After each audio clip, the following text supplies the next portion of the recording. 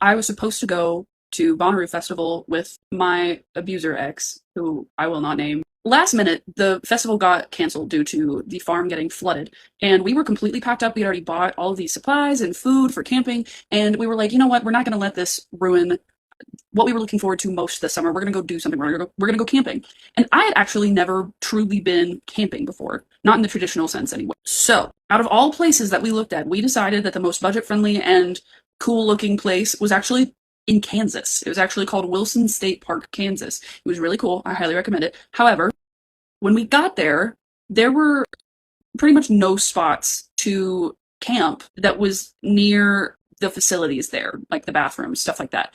However, there were primal camping spots available. I had never been primal camping, but that basically just means you don't have a nearby bathroom, okay? So, and it was a beautiful spot, the spot that we found. So we were like, okay, let's just do this. We can do this. It's fine.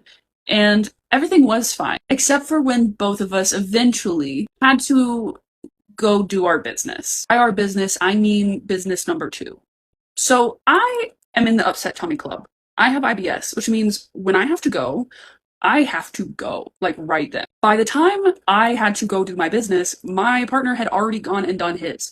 And I was like, where do I go? And I was scurrying around trying to hurry. And at the moment that I was going to find a spot, a family comes walking through because apparently one of the foot trails goes right through where we were camping. And at this point, I see a child. I'm like, pulling, like I was pulling my pants down actively. So I pulled them up and I was like, where did you go? Where did you go? And just panickedly went to a spot that sounded like what he was talking about, squatted down, and started doing my business. During this moment, I looked down and I was standing in my ex's poop. But it was too late because at that point, things were already happening. Then this family starts looping back around to where I would have been in eyesight.